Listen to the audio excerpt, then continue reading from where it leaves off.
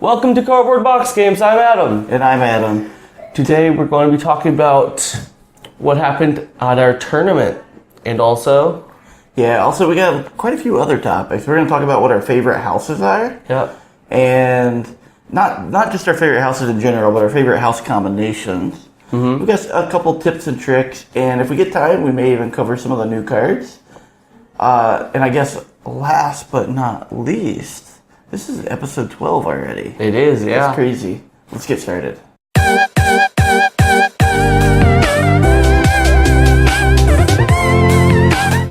I think we kick off this week's episode by talking about how our tournament went. And this is going to be quite painful for me. So I'm going to let you start. How did you do in your... This was a sealed tournament, by the way. Yeah, sealed tournament. That we did. So, I forgot completely what I got for my decks.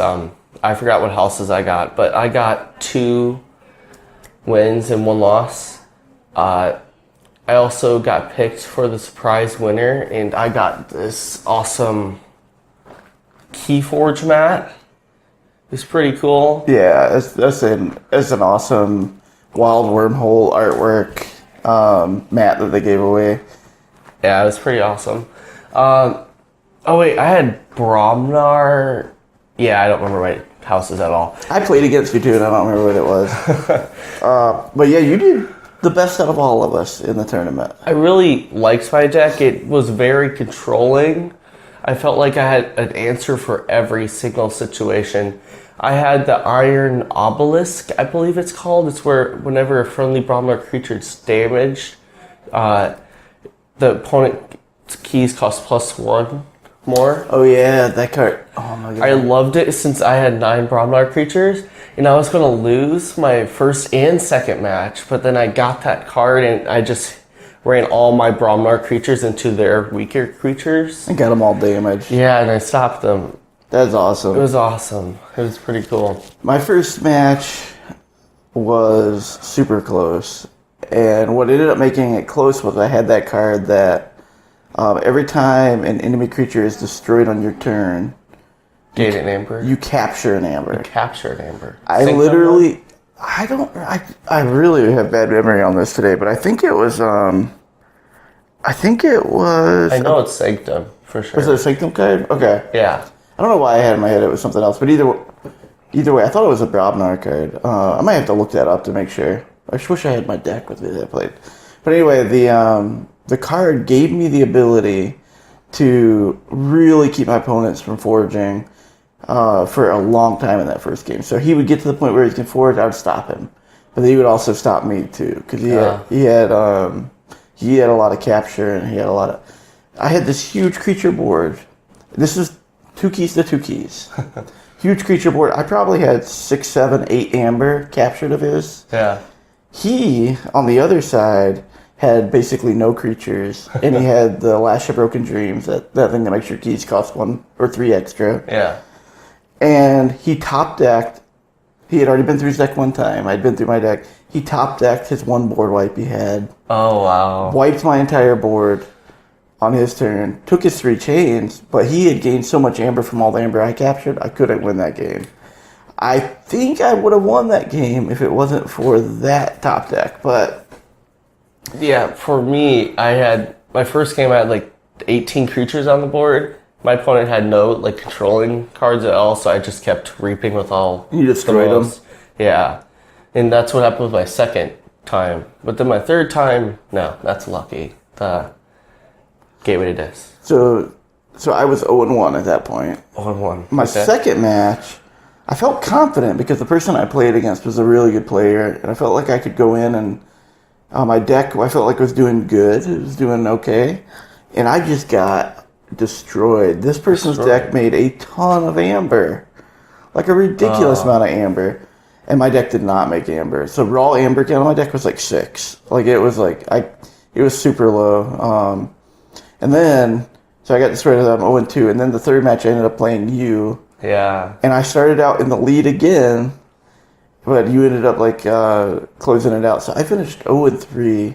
I did look up my decks. One of my decks was a 64. One of them was in the 70s. I do think I made some play mistakes. But I think overall my decks were just both incredibly weak for like Amber generation, and I think it was just an uphill battle the entire time. But it was a fun tournament. I had a good time. The other guy that came with us, he ended up going 1-2. He lost 2 incredibly close games as well. Like a turn difference, he would have been 3-0. Like that's how close turn difference in each of those games. That's pretty just cool. Incredibly close. So the next tournament we're going to be going to is this weekend. Yes, it's an Archon tournament. And I've been really, really, really trying to narrow down my deck, and I have it picked now, so I know what deck I'm going to play. And I actually wanted to 3D print like a nice container and everything for the tournament, but the power went out about 30 hours into it. And But we actually made one. It's pretty cool, though. Yeah, so this isn't done, though. This is what quit working. And this is my first failure. This was their first failure. Yeah, this is my first failure. Yeah. Filament broke. So, and then the idea was that a sleeve deck could fit in here, in this this section over to the left. And I know for those of you listening on the audio version, it's hard to see, but it's one of these is a light baby blue. That's the one that failed sooner. The other one is like a chocolatey coffee color, and this one actually made it pretty far, pretty close to what I wanted. My deck's actually, it's good. It would have like a finger hole in there, so I modeled this out like to be really nicely, to fit nicely. Since this failed, I'm actually going to attempt modeling it out a slightly different, because I feel like I've got a lot of wasted plastic in this print.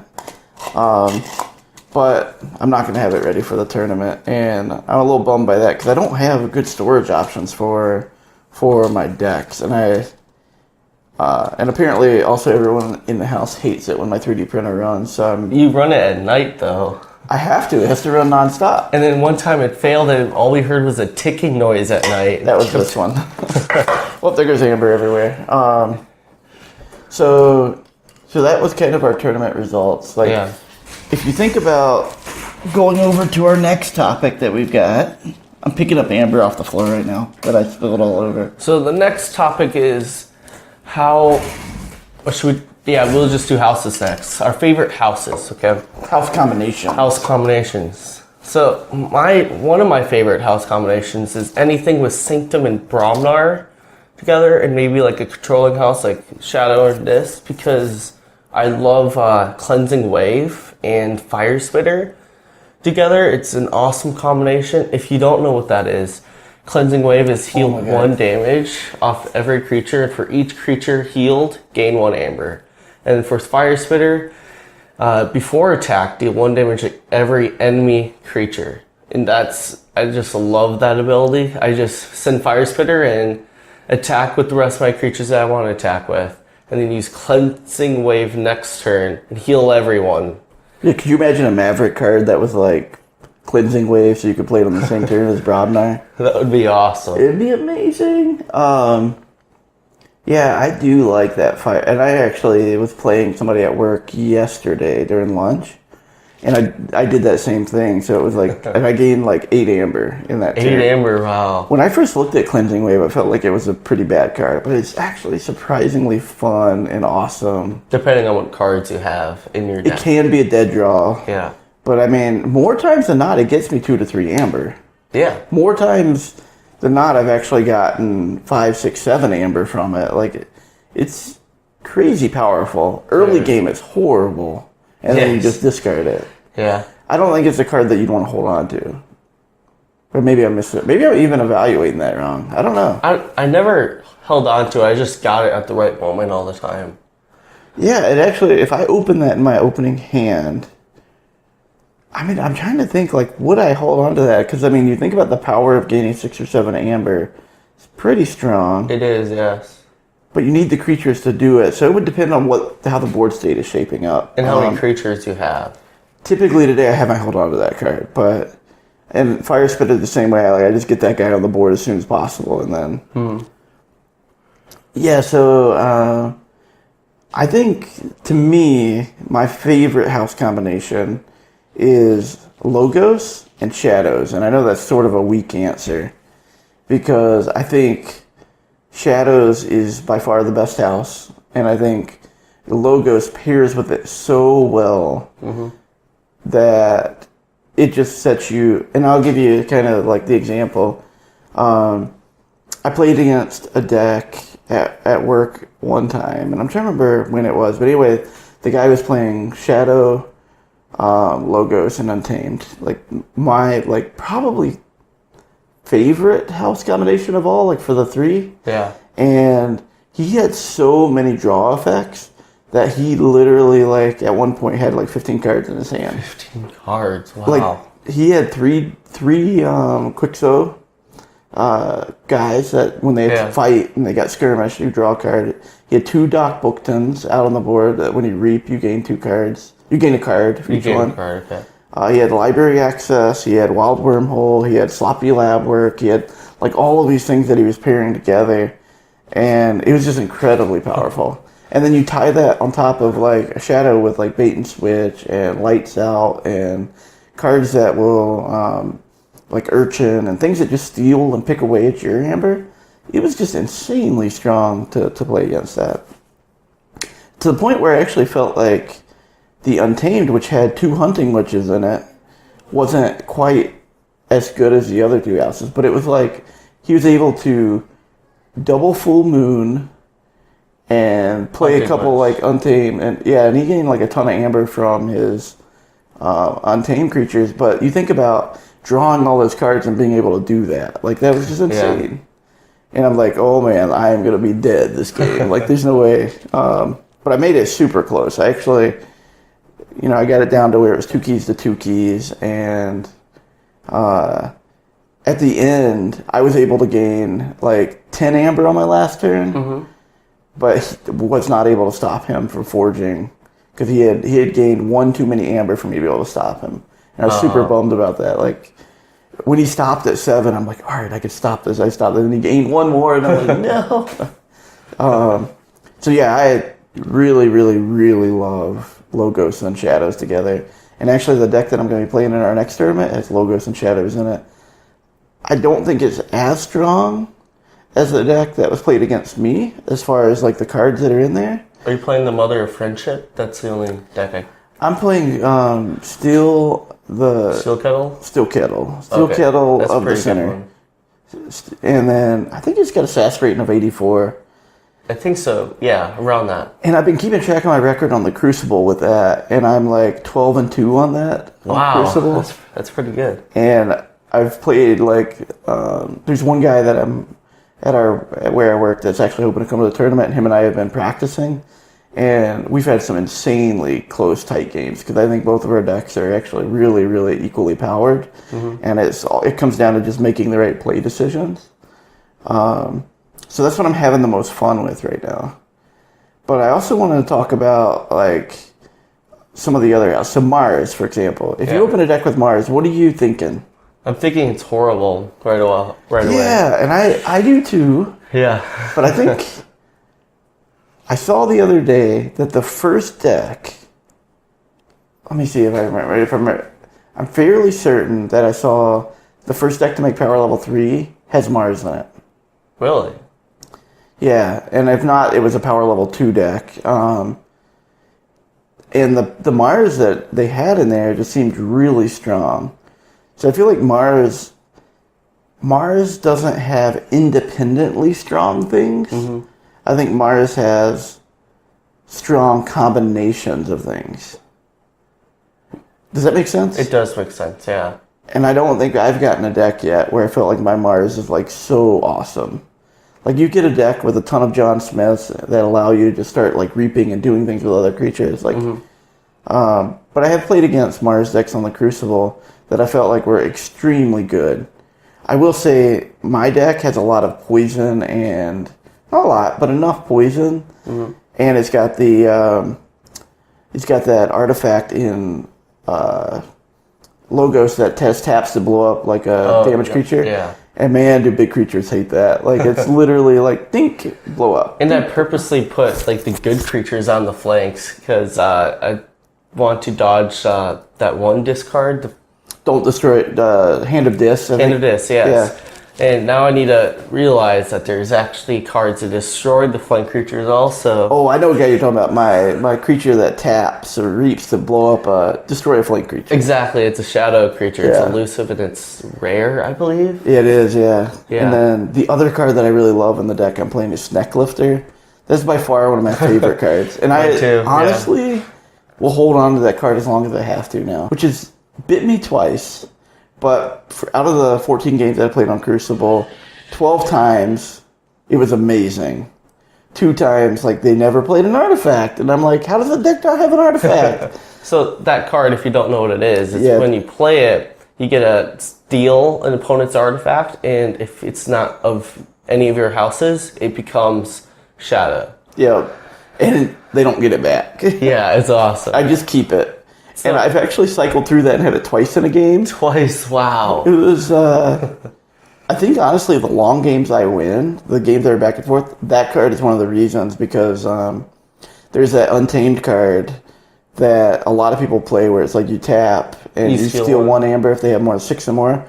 That one's been amazing for me to pull into my deck. The other one is there's a shadow card that makes you discard a random card when you tap this action. Yeah. I hated having that card used against me, so it's like the opponent had Seeking Needle, which is the deal 1 damage, or that guy, and I'm like, oh, I'm just going to take the 1. That way no one has to, I'm not going to keep losing cards all turn. I probably made my opponent lose 7 cards that game, and a couple of them were like huge cards. Huge cards. Like cards that like bait and switch. Like I hit a bait and switch in their hand. Wow. Like I got super lucky. That doesn't normally happen, but it's pretty awesome. And I feel like that card is just something that isn't super impactful, but because of the cards I hit, it became insanely impactful. Because it went from me losing the game to that bait and switch to winning the game, and winning the game like in a significant margin, which was amazing. Because then I knew that was out of their hand, and I knew they only had 1. So do you have any other favorite house combinations? Well, we already talked about Shadowless and Untamed. Yeah. I only really like it because my Ponderous Duelist deck was that, and that was like the first deck I really played that I really enjoyed. And it did well. It did well, yes, and it's very controlling, and I like the play abilities the Untamed creatures have, and like actions in Untamed, so where you have Full Moon and play a bunch of creatures, or you can play Hunting Witch, play a bunch of creatures, gain a bunch of amber. It's awesome. Yeah, it's a linear way to play, but it's so much fun. Yeah.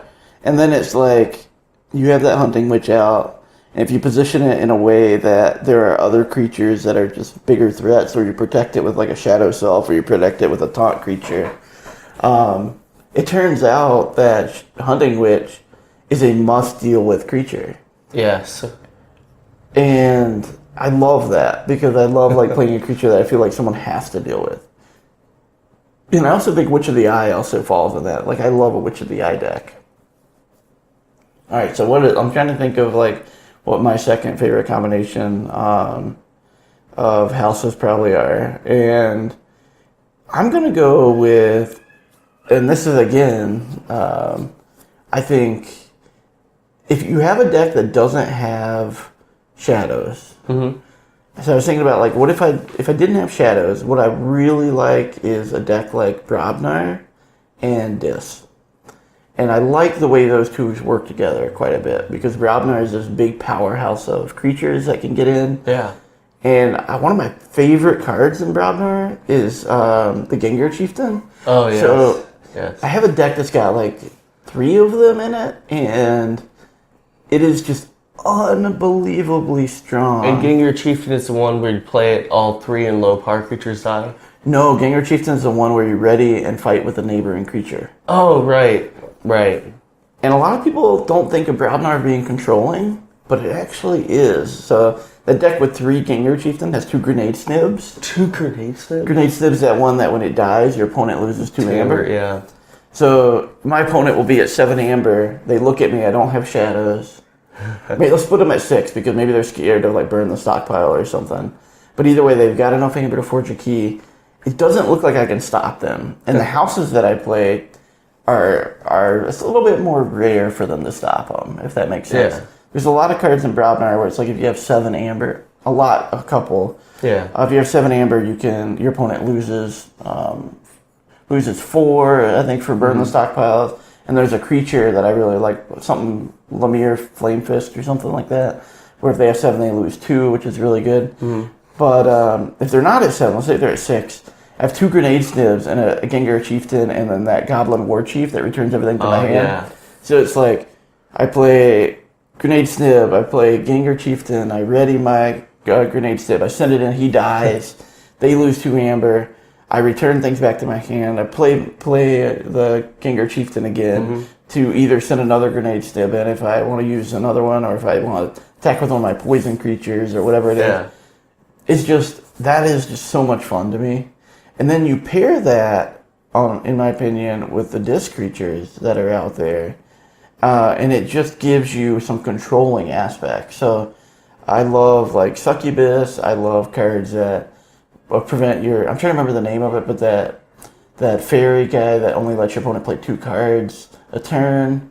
And then there's there's some capture abilities with like Charette. Oh yes. And there are some just really good disc creatures that add that little extra element of control. So when you pair those two together, I think it just becomes a really fun play experience to me. Because there's ways to like make your opponent play certain houses. There's ways to make them do things that are suboptimal to based on like what you want to do next turn. And then you build up this really big Brobnar turn. And Goblin War Chief is huge, and that the guy that returns all your Brobnar creatures to your hands, which I had his name in my head and I forgot it. But anyway, you play him, and you can just do it all over again. Yeah, it's so much fun. All right, so what deck are you playing at the tournament? I have a few ideas in mind, but I think I might just stick with the same deck, even though I lost a lot.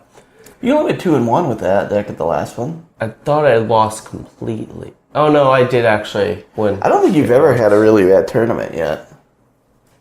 No, I don't think so. Yeah. I want to, I feel like I'm going into this one pretty confident because I've been able to play my deck. I know what's in the deck. I know when the board state looks a certain way, what answers I have. I know what cards to hold on to now. I feel like my deck, I have a really good understanding of how to play it. So I'm super excited about going into this tournament with that one.